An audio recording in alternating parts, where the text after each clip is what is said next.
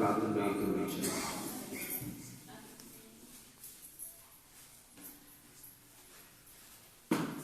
అత్యంత కృపాశక్తి సంపూర్ణుడు, మహాపరిశుద్ధుడు, మహాగణుడు అయిన మా ప్రియ పరలోకపు తండ్రి వందనములు. యేసయ్యా తండ్రి, 2021 సంవత్సరం తండ్రి ప్రభా, 2వ నెల చివరి పునరుత్థాన దినంలో ప్రభా మమ్మల్ని ప్రవేశించు భాగ్యమును గురించిన దేవా యేసయ్యా నీకు వందనములు. ఇప్పటి వరకు పాటల ద్వారా మహిమపరుచున్నాం, ఆరాధన ద్వారా గణపరుచున్నాం తండ్రి. మా నిమిషము మా నిమిత్తము తండ్రి కొద్ది మాటలు మీరు మాట్లాడండి ప్రభా. నేను లేచి నిలబడుతుండగా నన్ను మరుగుపరచండి ప్రభా. నేను మాట్లాడితే ప్రయోజనం ఉండదు, నా మాటల వల్ల ప్రయోజనం ఉండదు. యేసయ్యా నీవు మాట్లాడితే తండ్రి సమస్తము కలిగింది.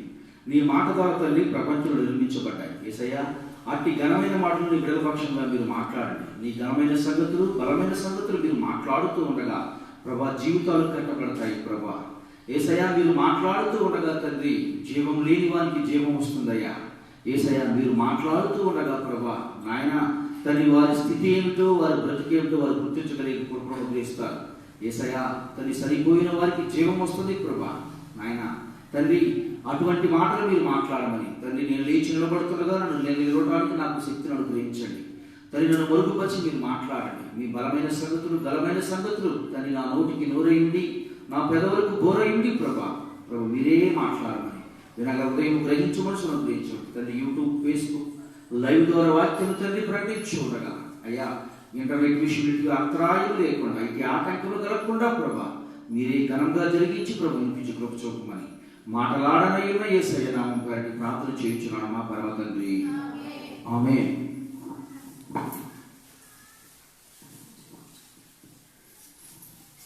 దేవుని యొక్క మహాకృపను బట్టి 2వ నెల చివరి దినము. ఎన్నో నెల ఇది? రేపు నుంచి ఎన్నో నెలలోకి వెళ్తాం మనం. నూతన సంవత్సరం అనుకున్న దాంట్లో అప్పుడే ఏమైపోయింది? 20% ఏం చేసాం మనం? 70% అనుకుంటా. 17% 2వ నెల ఏమైపోయింది? ఈ సంవత్సరంలో ఖాళీ చేసేసాం. మన భక్తి జీవితంలో, విశ్వాస జీవితంలో ఖాళీ చేసినటువంటి మన బ్రతుకుల్లో మనం ఎంతవరకు నింపుకున్నాం? ఎంతవరకు 2 చేసాలు ఉన్నాయనుకోండి, ఈ బాటిల్ ఇంకో బాటిల్లో నింపాలనుకోండి. ఈ బాటిల్లో నుంచి ఆ బాటిల్లో పోస్తే ఏమవుతుంది? ఈ బాటిల్ ఖాళీ అవుతుంది, అటే పక్క బాటిల్ ఫుల్ అవుతుంది. 2 శరీరము, ఆత్మ. శరీరంలో ఉన్నటువంటి ఆత్మ శరీరరీత్యా మనం బలహీనలు అవ్వాల్సినప్పుడు ఆత్మీయ రీత్యా ఏమవ్వాలి? మనం ఎలా ఉండాలి? బలవంతులు అవ్వాలి. కానీ మన బ్రతుకులు ఏమైపోతున్నాయంటే ఆత్మీయ రీత్యా బలహీనులమే, శరీర రీత్యా కూడా ఇంకా బలహీనమై ఉన్నాం. శరీర రీత్యా బలహీనతలే వస్తున్నాయి, ఆత్మీయ రీత్యా కూడా బలహీనతలే వస్తున్నాయి.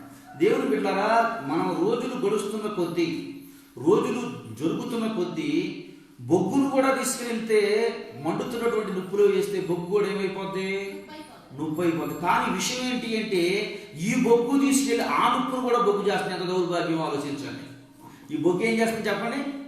ఈ బొగ్గు తీసుకెళ్ళి నిప్పులో వేస్తే నుప్పు బొగ్గు అవ్వాల్సింది పోయి, బొగ్గు నుప్పు అవ్వాల్సింది పోయి అది నుప్పును కూడా బొగ్గు అయిపోతుంది. ఎంత దౌర్భాగ్యం ఆలోచించుకోండి. ఆత్మీయ రీత్యా భక్తి జీవితంలో మనం రోజులు ఎంతకాలం ఉంటామో చెప్పండి. ఇక్కడ ఏదో రోజు మనం ఖాళీ చేయవలసిందే.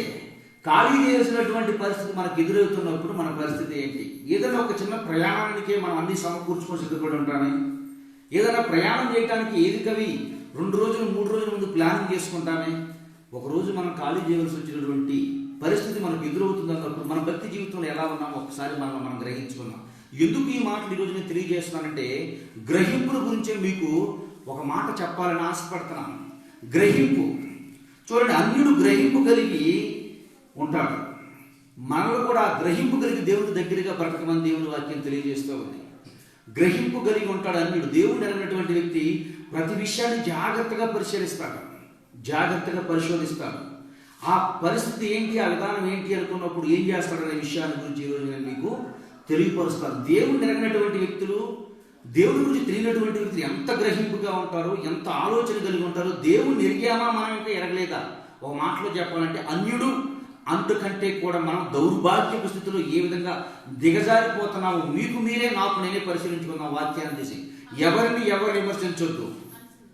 గ్రహింపు కలిగినటువంటి అన్యుడు, గ్రహింపు లేనటువంటి క్రైస్తవుడు. రాసుకోండి, గ్రహింపు కలిగినటువంటి అన్యుడు గ్రహింపు లేనటువంటి క్రైస్తవుడు. గ్రహింపు, ఎటువంటి గ్రహింపు లేనటువంటి వ్యక్తి, ఎటువంటి గ్రహింపు లేనటువంటి క్రైస్తవుడు అనే విషయాన్ని వాక్యాన్ని చూసుకుని మనం పరిశీలించుకుందాం. ఏం పోగొట్టుకున్నాం, ఏది పోయింది, ఏం జరుగుతుందనే విషయాన్ని ఒకసారి మనం చూడండి. ఒకసారి బైబిల్ గ్రంథాన్ని ధ్యానం చేద్దాం. ఆ నిర్గమాకాండము 18వ అధ్యాయం 1వ వచనం నుండి 3వ వచనం వరకు దేవుని వాక్యాన్ని ఈరోజు మనం ధ్యానం చేసుకుందాం. గత 2 వారాల నుంచి ఇదే వాక్యాన్ని ధ్యానం చేస్తా ఉన్నాం.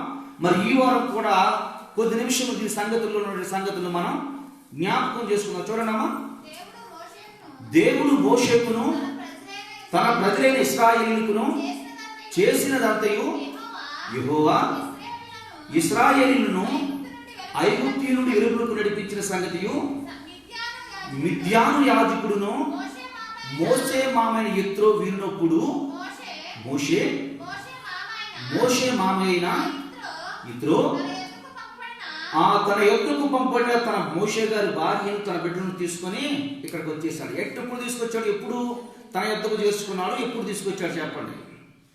ఎప్పుడు తన యొద్దకు చేర్చుకున్నాడు, ఎప్పుడు తన యొద్దకు మళ్ళీ తిరిగి తీసుకెళ్ళిపోయాడు. తన పరిస్థితి బాగోలేనప్పుడు, యిత్రో పరిస్థితి బాగున్నప్పుడు తన దగ్గరకు తీసుకొచ్చుకున్న ఎప్పటికప్పుడు గ్రహింపబడినటువంటి వ్యక్తిగా తన అల్లుడు ఏం చేస్తూ ఉన్నాడు, తన అల్లుడు పరిస్థితి ఏంటి, తన అల్లుడు జీవితం ఎలా ఉంది, తన అల్లుడు ఎలా పనిచేస్తూ ఉన్నాడు, ఎప్పటికప్పుడు తనను పరిశీలిస్తూ ఉన్నాడు. నిజమే, మన క్రైస్తవులైనటువంటి మన బ్రతుకుల్లో కూడా మనం గ్రహింపడినటువంటి వ్యక్తులుగా బ్రతుకుతూ ఉన్నాం. బైబిల్ గ్రంథం దేవదేవుడు నీకు నాకు ఇచ్చాడు.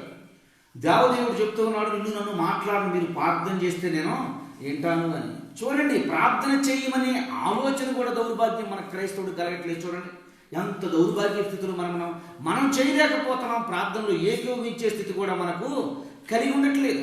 దేవుడు చెప్పాడు, నిశ్చయంగా నువ్వు నాకు మొర పెడితే నీ మొర నేను వింటాను.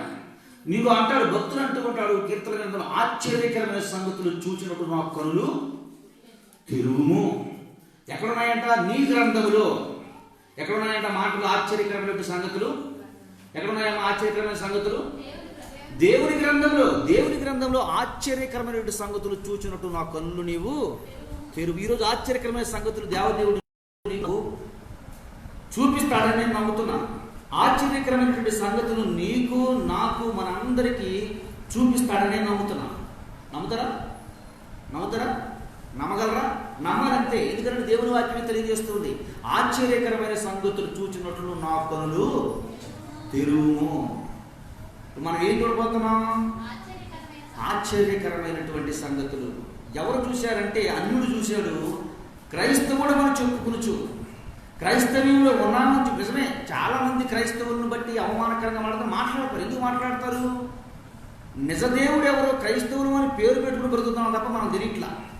వాళ్ళు అంటూ ఉంటారు, నిజంగా వీళ్ళ దగ్గర దేవుడు ఉంటే ఇలా బ్రతుకులు ఎందుకు ఇలా ఉంటాయి, ఎందుకుంటాయి అంటారు. నిజమే కదా, మాట వాస్తవం. ఎందుకు ఉండట్లేదు? ఉన్నామని భ్రమలో బ్రతుకుతున్నాం. దేవుడు మన దగ్గర నిజంగా లేడు. దేవుడు ఉంటే ఏముంటుంది? ఆశీర్వాదం ఉంటుంది. శ్రమలు రావా క్రైస్తవులకు వస్తాయి, ఉంటాయి, ఎక్కువ కాలం ఉండవు. ఇబ్బందులు రావా క్రైస్తవులకి వస్తాయి, ఎక్కువ కాలం ఉండవు. బాధలు రావా క్రైస్తవులకి వస్తాయి, ఎక్కువ కాలం ఉండవు. ఎప్పుడు బాధలతో, ఎప్పుడు కష్టాలతో, ఎప్పుడు వేదనతో ఉంటే వాళ్ళు మనల్ని చూసి ఏమంటాడు?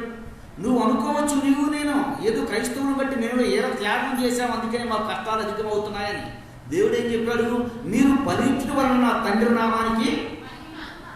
అది నువ్వు తండ్రి నామానికి మహిమ ఎక్కడ తెస్తావు? అప్పుకి తెచ్చుకుంటూ, ఎప్పుడు రోగాలతో తెచ్చుకుంటూ, ఎప్పుడు సమస్యలతో తెచ్చుకుంటూ, ఎప్పుడు అప్పుల దగ్గరికి అప్పులు ఎప్పుడు ఇస్తానో ఎదురు చూస్తూ, ఎప్పుడు వేదంతో పడుతూ ఉంటూ నీవు తండ్రి నామానికి మహిమ తెస్తానని నీకు నువ్వు అనుకుంటున్నావు. నీ ఆలోచన నాకు భక్తి పరురాలు లేదు, భక్తి ఉన్నటువంటి వ్యక్తి లేరు, నేను స్థిరమైనటువంటి స్థానంలో నీకు నువ్వు అనుకుంటూ ఉన్నావు. దేవుడు నిన్ను నన్ను అనట్లా. ఏమన్నాడు దేవుడు? మీరు ఫలించుడు వలన తండ్రి నామానికి మహిమ వస్తుందంట. మనం ఫలింపే తండ్రి కోరుకుంటూ ఉన్నాం. ఫలింపు వస్తేనే దేవుడి నామానికి మహిమ. ఫలింపు రావటం అంటే ఏంటి? మనిషి జీవితంలో రోజు 1/1 రోజుకి నీ స్టెప్ ఎక్కాలి తప్ప దిగజారిపోయే వ్యక్తి నీవు బ్రతకూడదు, ఏ విషయంలోనైనా. అదేంటి? మేము ఆత్మీయంగా బలంగా ఉన్నాము అంటే దేవదేవుడు తెలియజేస్తూ ఉన్నాడు, యోహాను పత్రికలో, ప్రియుడా నీ ఆత్మ వదిలించిన ప్రకారం అన్ని విషయంలో నీవు అంటే దేవుని వాక్యం తప్ప భూమి ఆకాశము గతించును కానీ నా మాటలు గతింపవు. నా మాటలు ఏమాత్రము గతింపని దేవుని వాక్యం తెలియజేస్తూ ఉంది. చిన్న చిన్న చిన్న లాజిక్ తెలిసిన మనము దేవుని గ్రంథాన్ని, దేవుని సన్నిధిని ఎంత దూరం చేసుకున్నామో చూడండి. ఒక వ్యక్తికి రోగి అయినప్పుడు తనకి ఇచ్చిన మెడిసిన్ వేసుకోవాలి టైం టు టైం అని తెలిసినటువంటి మనము, అరే దేవుని గ్రంథంలో దేవుని దగ్గర ఉన్న మనందరం కూడా సమయానికి దేవుడి సన్నిధిలో గడపాలి, సమయానికి దేవుని వాక్యాన్ని చదవాలి, దేవుడితో మాట్లాడాలి, దేవుడు నాతో ఏమాడుతున్న విషయాన్ని జ్ఞాపకం చేసుకోలేకపోతున్నాం దేవుని బిడ్డలారా. ఎందుకు అంటే గ్రహింపు లేని తరం. గ్రహింపు లేనటువంటి వ్యక్తిని మీరు మొట్టమొదటిగా పరిచయం చూడండి. ఆదికాండము 12వ అధ్యాయం. ఒక జనాంగమే గ్రహింపు లేనటువంటి జనాంగం. ఆదికాండము 26వ అధ్యాయము 12వ వచనం చదువుకుందాం ఒకసారి. ఇస్సాకు ఆ దేశమందు ఉన్నవాడై విత్తనము వేసి ఆ సంవత్సరము 100 ఫలము పొందిన. చూడండి ఒకసారి. దానికంటే ముందు కూడా మరొక వాక్యం చదువుకుందాం. అదే అధ్యాయంలో నుంచి 28వ వచనం. వారు నిశ్చయంగా యెహోవా నీకు తోడైయుట చూచితిమి గనుక మాకు, అనగా మాకును నీకును మధ్య ఒక ప్రమాణం, ఒక నిబంధన చేసుకుందాం. ఎందుకను? మేము ముట్టము, నువ్వు మా జోలికి రావద్దు.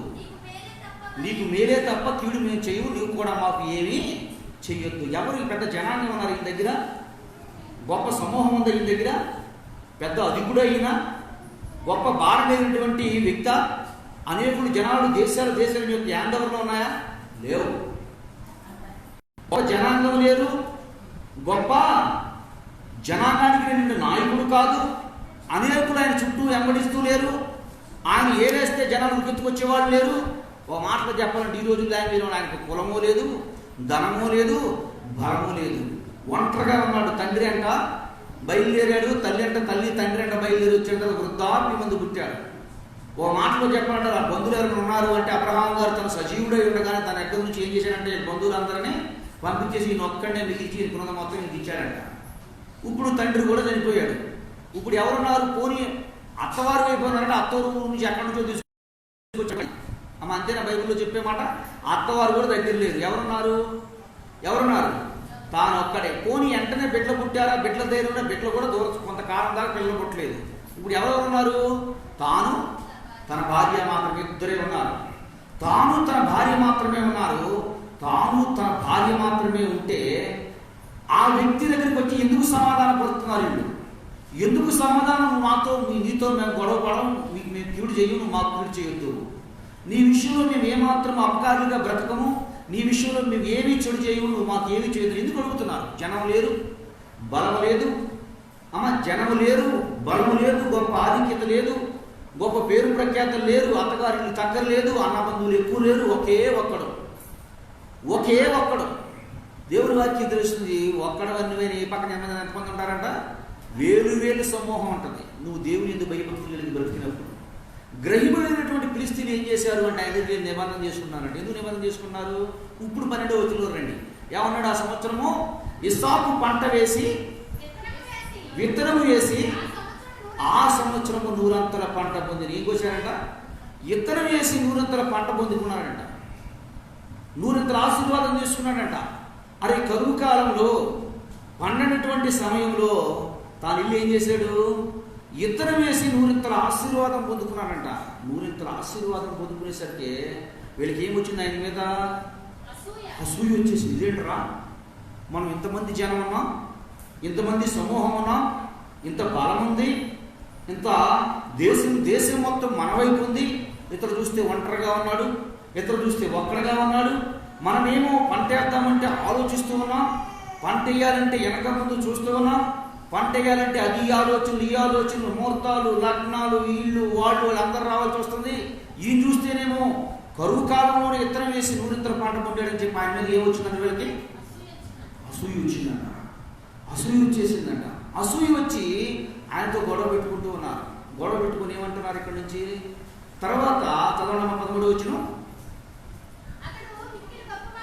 అతడు మిక్కిలి గొప్పవాడు వరకు క్రమక్రమముగా ఆయన అభివృద్ధి పొందుచు వచ్చిన. దేవునికి స్తోత్రం. క్రమక్రమముగా అభివృద్ధి పొందుచు. జాగ్రత్తగా దేవుని వాక్యం ఈ రోజున గ్రహింపు కావలసిన ఏ వ్యక్తి అయినా సరే, గ్రహింపు ఉన్నటువంటి ఏ వ్యక్తి అయినా సరే, మీకు చాలాసార్లు చెప్పాను, మనిషికి కుష్టి వ్యాధి వచ్చింది అంటే ఏమవుద్ది? శుభ్రంగా స్పర్శ తెలియకుండా కాళ్ళు చేతులు కళ్ళు మొత్తం తినేసుకుంటూ వెళ్తూ ఉంటాయి. తినేసుకుంటూ వెళ్ళినా కానీ దుమ్ము పడితే కళ్ళ దగ్గరికి వచ్చరికి ఆ వ్యక్తికి ఏం తెలియదు, స్పర్శ లేదు కాబట్టి దుమ్ము పడినా కళ్ళు మూసుకోదు. మనమైతే చూడండి, బండి మీద వెళ్తూ ఉంటాం, దుమ్ము రాగానే ఏం చేస్తాం, కళ్ళు ఆటోమేటిక్గా మూసేసుకుంటాం. ఆ వ్యక్తికి తెలియకపోవడానికి పెట్టి దుమ్ము కళ్ళలోకి వచ్చి ఇన్ఫెక్షన్ వచ్చి కళ్ళు పోతాయి. అలాగే ఏదైనా వచ్చి తనకు కొడుతుందనుకోండి, దోమ లాంటిది తనకు తెలియదు, దోమ రక్తం మొత్తం తాగేస్తుంది, అక్కడ స్వచ్ఛపడిపోతుంది. అలా తినేసుకుంటూ వెళ్తుంది. స్పర్శ లేని తిరిగినట్టు తనాన్ని బట్టి పూర్తిగా తను కోల్పోయేది కూడా తను గుర్తించడం. దేవుడు బిడ్డలారా, ఇవి చెప్తూ ఉన్నానంటే ఆధ్యాత్మికమైనటువంటి జీవితంలో మనము క్రైస్తవులైనటువంటి విశ్వాస జీవితంలో మనం కూడా స్పర్శ లేనటువంటి వ్యక్తులు దేవుని వాక్యం సూటిగా స్పష్టంగా నన్ను వచ్చి గుంజుతూ ఉన్నా కానీ, అరే నాకు స్పర్శ లేదు, ఈరోజు నా గురించి కాదులే ప్రసంగం చెప్పేది, ఎవరు బయట వాళ్ళ గురించి, నాకు అవసరం లేదులే, మా కుటుంబ సభ్యులు ఎవరో వాళ్ళ గురించి అనుకుని అలవాటు ఉంటే దేవుడు చెప్తూ ఉన్నారు, మీరు కూడా చాలా ఏం చేయాల్సి వస్తుంది. కొన్ని ఆ మాట నేను అనలేము, ఆ మాట అంటే బాగోదు. ఏమనలేదు, కొంచెం ఏమవుతుంటారు, మీరు కోల్పోయే వ్యక్తులుగా ఉంటారు. ఎంత కోల్పోయారని మిమ్మల్ని మీరే ఆలోచించుకోండి. వాక్యం నాకు కాదులే, నా భార్యకి అయితే ఈ వాక్యం అని నీకు చెప్పానంటే దేవుడు ఎందుకు నీ భార్య చెప్పమని కాదు, ముందు నువ్వు మారమని. పిల్లలు అంటారు తల్లిదండ్రులు వచ్చి చెబుతానంటే పాస్టర్ గారితో చెప్తూ ఉంటారు, సరే ఒక పాస్టర్ మీద నాకే చెప్పారులేండి, మళ్ళీ ఆ పాస్టర్ ఈ పాస్టర్, అయ్యా మా పిల్లలకి జ్ఞానం రావాలని ప్రార్థన, వీళ్ళు నోట్ల నుంచి బాగా కొడతామన్నాడు. ఏంటి మా పిల్లలు అంటారు కుదురుకున్నారండి, ముందు నువ్వు కుదురుకున్నామని చెప్పాను. అమ్మ నేను కుదురుకుంటేనే కదా నా బిడ్డలు కుదురుకుండేది, నేను భయభక్తులు కలిగి నేను నడిస్తేనే కదా నా బిడ్డలు నడిచేది. దేవుడు వారి తండ్రి ఏది చేయను కుమారుడు అది చేయును, తండ్రి ఏది చేస్తాడో కుమారుడు అదే నడుస్తూ ఉంటాడు. తల్లిదండ్రులు ఏవైతే డ్రామాలు వేస్తారో పిల్లలకు కూడా ఏ డ్రామాలు కంటిన్యూ అయిపోతారు. పిల్లలకు తల్లిదండ్రులు డ్రామాలు ఆడటం మొదలు పెట్టారనుకోండి, వీళ్ళు మించిన యాక్టర్లు అవుతారు. వాళ్ళు ఏమవుతారు, వీళ్ళు చిన్న స్టార్ అయితే సూపర్ స్టార్లు మెగా స్టార్లు అవుతారు. ఇంకా గొప్ప స్టార్లు అయితే వీళ్ళు చిన్న ఫిలిం పేర్లు తీసుకుని వీళ్ళు ఆస్కార్ అవార్డులు తీసుకున్నారు. ఎందుకని చిన్నప్పటి నుంచి ట్రైనింగ్ నీ దగ్గర తీసుకున్నారు కదా, ఎట్లా యాక్ట్ చేయాలో బాగా తెలుసు. నాకు తెలిసినటువంటి ఒక వ్యక్తి చెప్తూ ఉన్నానంటే, నా బిడ్డలు నాకు ఇద్దరు కొడుకులయ్యా, ఒకడంటే ఒకటి కష్టం పడతాయా, ఒకడు మోసం చేసుకుంటాడయ్యా అని నేను అడిగాను. నీకు ఎంతమంది మీరు అన్నదమ్ములు అన్నారు, ఇద్దరు తమ్ముడు అన్నారు. మీ తమ్ముడు ఎలా ఉన్నాడు, పరిస్థితి దిగజారిపోయిందయ్యా అని. రైట్, అందుకే నీ బిడ్డలు నేర్చుకున్నారన్న. ఏం నేర్చుకున్నారు, నీ బిడ్డలు ఏం నేర్చుకున్నారంటే నీ తమ్ముడు నువ్వు మోసం చేయడం బాగా నీ బిడ్డలు చూశారు. అందుకని వాడు తమ్ముడిని వాడమ్మ మోసం చేస్తున్నాడు. ఏం చేస్తున్నాడు, నువ్వు నేర్పేదే నీ బిడ్డలకి ఏమవుతుంది, నువ్వు అనుకుంటా ఉంటావు వారి పిల్లలు వాళ్ళకి బాగా తెలుసు, నీకంటే చాలా జ్ఞానం కలిగిన వాడు, చాలా మెమొరీ పవర్ బాగా స్టాండర్డ్గా ఉంటుంది, కంప్యూటర్లో కంటే ఎక్కువ స్టోర్ అయి ఉంటుంది. అరే మా పెద్దనాన్నని మా బాబాయిని మా నాన్న ఎలా మాయ చేస్తున్నాడు, నేను కూడా ఏం చేస్తాను, నా తమ్ముడిని నేను ఎలా మాయ చేయాలని చిన్నప్పటి నుంచే మాస్టర్ ప్లాన్ తీసుకొని బ్లూ ప్రింట్ బుర్రలో ఉంటుంది. నువ్వు అనుకుంటా వాడికి ఏమీ తెలియదు అనుకుంటాడు. ఆ బ్లూ ప్రింట్ని అవసరమైనప్పుడు ఏం చేస్తాడు, దాన్ని తీసుకొస్తాడు, బయటికి తీసుకొస్తా ఉంటాడు. నువ్వేం చేస్తావు, అప్పుడు నీ తండ్రి అట్లా ఏడ్చాడు, ఈరోజు ఏం చేయాలి, ఏడ్చే పరిస్థితి వస్తుంది. దేవుని బిడ్డారా, అందుకే దేవుని వాక్యం, నువ్వు ఏ విత్తుతావో దాన్నే కోస్తావు. మనం ఏ విత్తుతామో మన పిల్లల చేత కూడా దాన్నే కోపిస్తాం. దేవుని బిడ్డ జాగ్రత్తగా గమనించాలి. గ్రహింపు లేని తత్వంతో బ్రతకొద్దు, గ్రహింపు కలిగి క్రైస్తవుడుగా బ్రతుకుతాం. చూడండి, ఈ వ్యక్తులు వెళ్ళిపోయారట, వ్యవసాయం చేశాడు, కరువు కాలంలో వ్యవసాయం చేశాడు, పంటేసి క్రమక్రమంగా వృద్ధవుతున్నాడు, నూరింతల ఆశీర్వాదం పొందుకున్నాడు, నూరింతలుగా దీవించబడుతూ ఉన్నాడు. నూరింతలుగా దీవించబడుతున్న వ్యక్తిని ఎవరు గమనించారు, ఫిలిస్తీన్లు గమనించారు. ఒకటే గమనించారా, తర్వాత ఏం చేశారంట, చదవండి అమ్మ 14వ వచనం నుండి. ఈయన ఒక బావి దువ్వాడంట. ఏం చేశాడు, నుయ్యోడు దువ్వాడు, బావి దువ్వితే ఆ రోజుల్లో నీరు పట్టడం ఇంపాసిబుల్, జరగదు. చదవండి.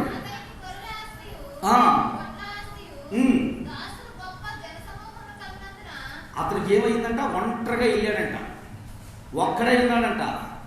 తనకు తోడున్న వారు ఎవరు లేరు.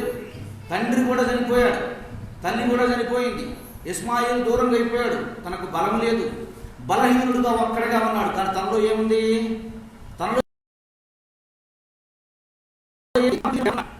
తనకు తోడుగా ఉన్నటువంటి దేవదేవుడు ఉన్నాడు. చూస్తారా ఒకసారి అతని గురించి ఏమని రాయబడి ఉంటుందో, యాకోబు అబ్రహాము జరిపిన తర్వాత ఏమైందో చూడండి ఒకసారి. ఆ మాట గురించి చదివించిన తర్వాత నేను ముందుకు వెళ్తాను. చూడండి ఒకసారి. అబ్రహాము చనిపోయిన తర్వాత దేవుడు ఏం చేశాడంటే అతన్ని చూడండి అమ్మా, మరి 25వ అధ్యాయము 11వ వచనం. అబ్రహాము మృతి పొందిన తర్వాత దేవుడు అతని కుమారుడిని ఇస్సాకును ఆశీర్వదించెను. బెహేర్ లోహేర్ దగ్గర కాపురం ఉండెను. తన తండ్రి చనిపోయిన తర్వాత ఏమయ్యాడంట? ఆశీర్వదించాడంట. ఏం ఆశీర్వదించాడు? ఆశీర్వాదం డబ్బులు వస్తాయి వెంటనే.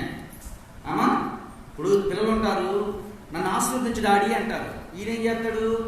దీర్ఘాయుష్మానుభవ అంటాడు. అంటే నుండు నూరేళ్ళు పాటు నువ్వు అంటే నూరేళ్ళు కాగితం రాపిచ్చి ఇచ్చేస్తాడమ్మా. అప్పుడు మధ్యలో ఏముందని తాగితే పోతాడు. బండి వెళ్ళే స్పీడ్గా వెళ్ళకుండా స్పీడ్గా వెళ్తే గుద్దుకొని పోతాడు. అంతే కదా. దేవుడు ప్రతి మనిషికి ఆశీర్వాదం. ఒక ఎగ్జాంపుల్ చెప్తాను చూడండి. యేసు ప్రభు 12 మంది శిష్యులకి 12 మందికి ఒకటే ఏముంది? ఆశీర్వాదం, ఒకటే వాగ్దానం. ఏంటి ఆ వాగ్దానము? ఇశ్రాయేలు 12 గోత్రాలలోకి మీరు ఏం చేస్తారు? న్యాయస్థానం మీద కూర్చొని 12 గోత్రాలలోకి మీరు తీర్పు తెచ్చగలరు. మరి ఇస్కరియోతు కదా తీర్చాడా? అర్ధంతరంగా పోయాడు. ఏమయ్యాడమ్మా? అర్ధంతరంగా చనిపోయాడు. ఎందుకు చనిపోయాడు? 11 మంది నడిచినట్టు నడవలేదు. ఏరే సపరేట్ రూట్ ట్రాక్ వేసుకున్నాడు, ఏరే దారి పెట్టుకున్నాడు. నేను ఈ దారిని పోతానన్నాడు, ఆ దారినే పోయాడు. అడ్రస్ లేకుండా పోయాడు. అందరికంటే ముందు చనిపోయింది కూడా ఎవరు? ఇస్కరియోతు యోధాయి. అందరికంటే ముందు చనిపోయింది ఇస్కరియోతు యోధాయి. అందరికంటే అడ్డగోలు దారి ఎందుకు కూడా ఇస్కరియోతు యోధాయి.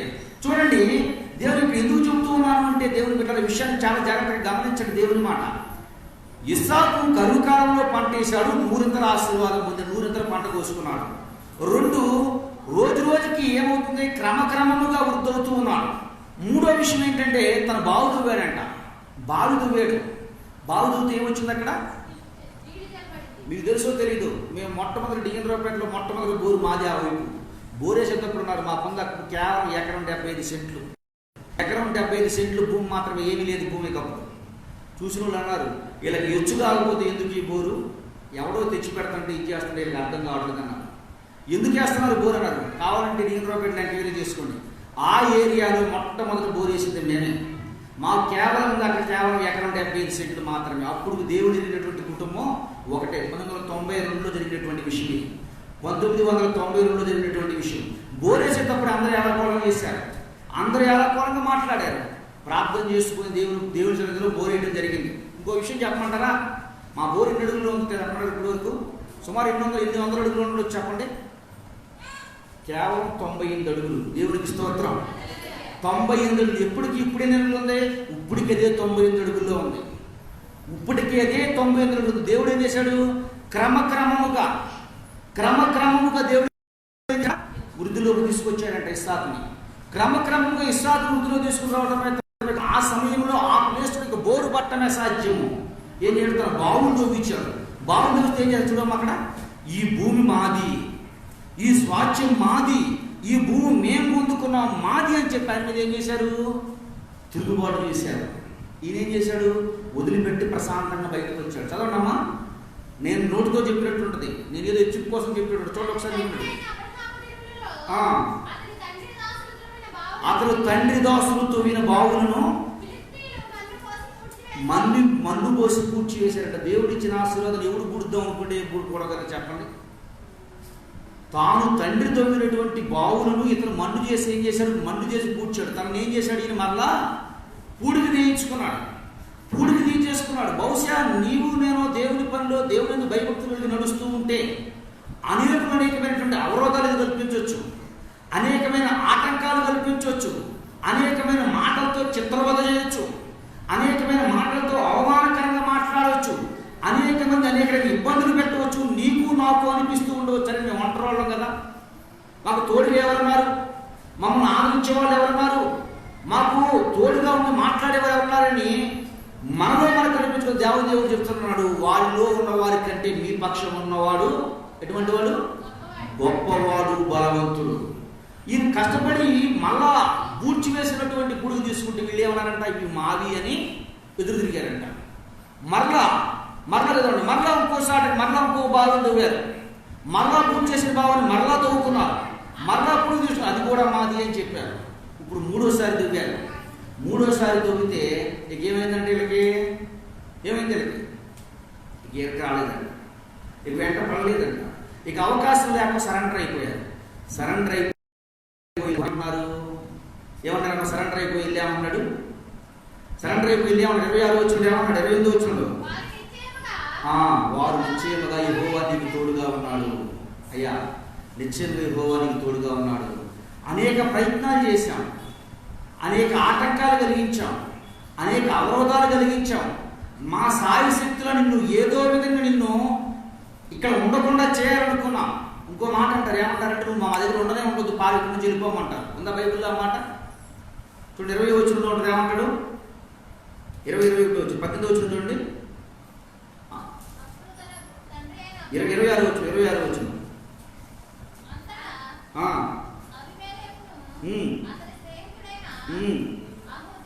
22 వచ్చిన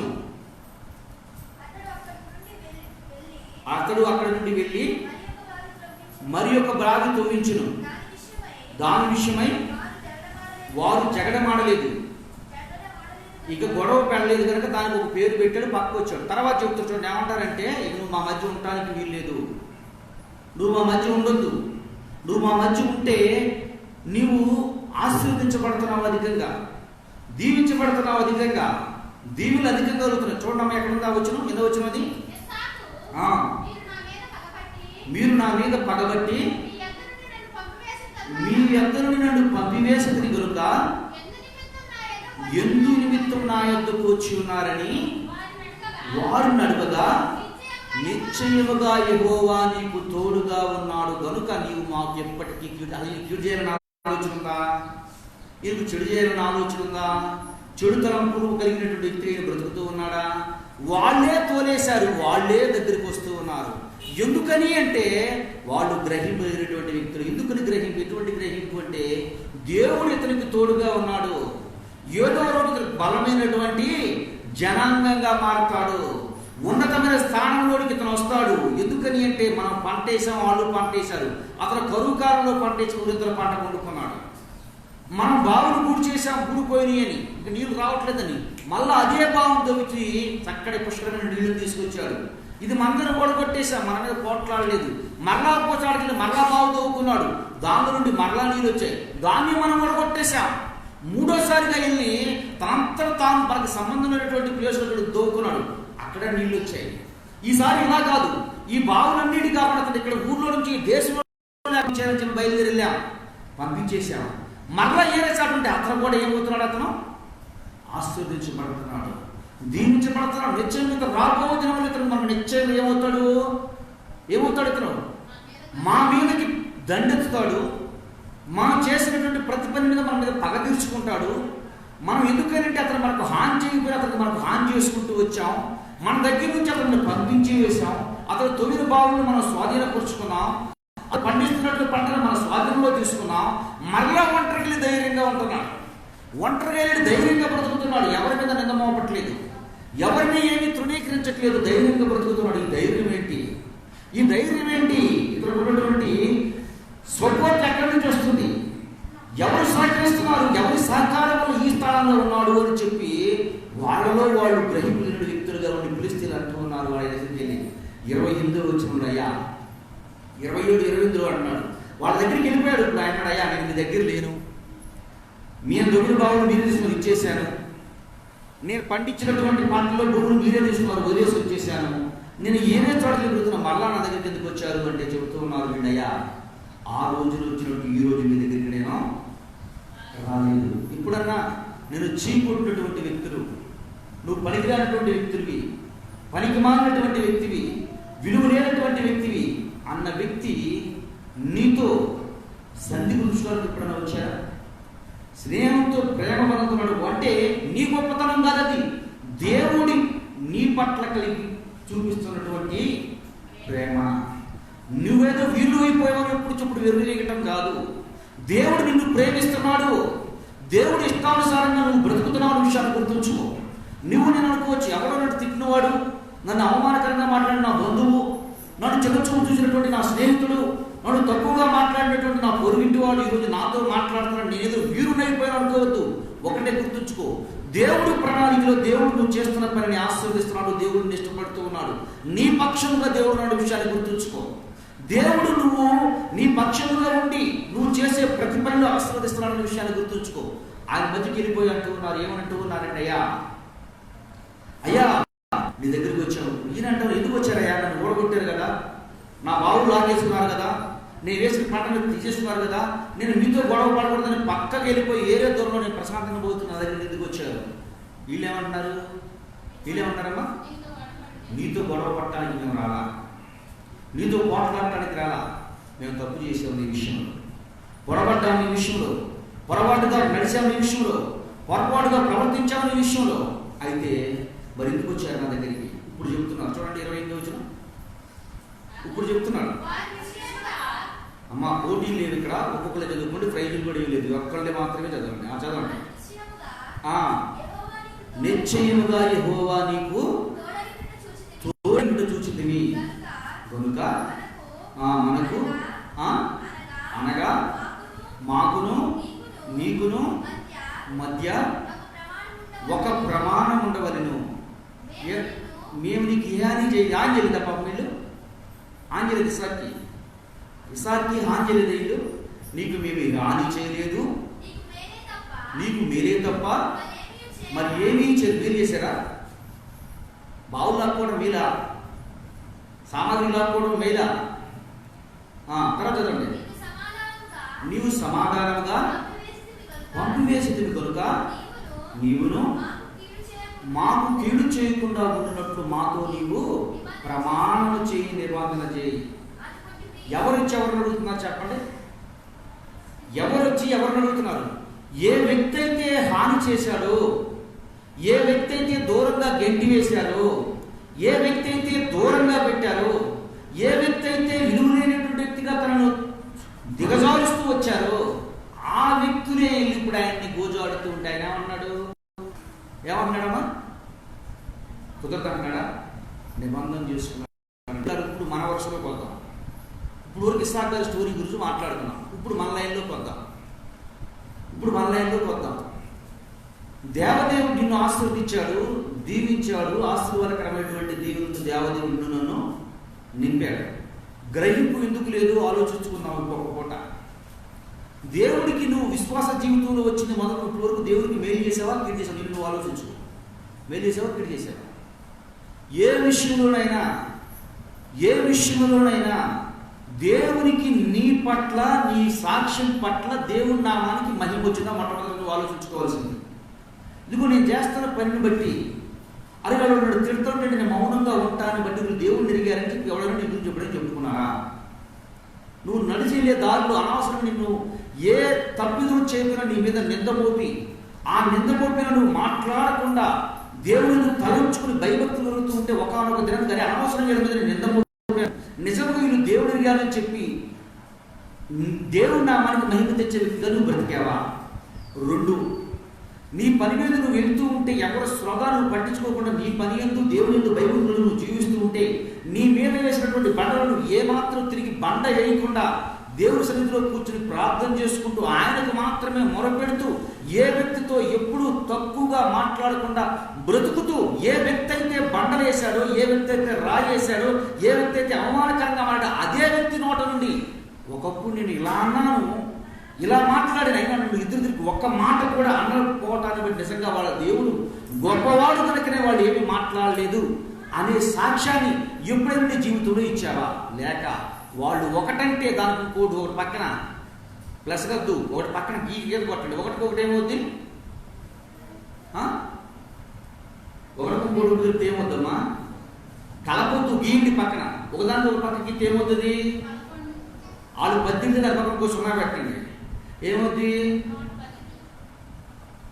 10 తిడితే ఇంకో 0 పెడితే ఏమవుద్ది? అంటే 9 రొట్లు వాళ్ళ మీద రెచ్చిపోయావా నీవు? ఆడు కర్ర తీసుకొస్తే నువ్వు కత్తి తీసుకొచ్చావా? వారు నోటితో మాట్లాడితే నువ్వు కర్రలతో వెళ్ళావా?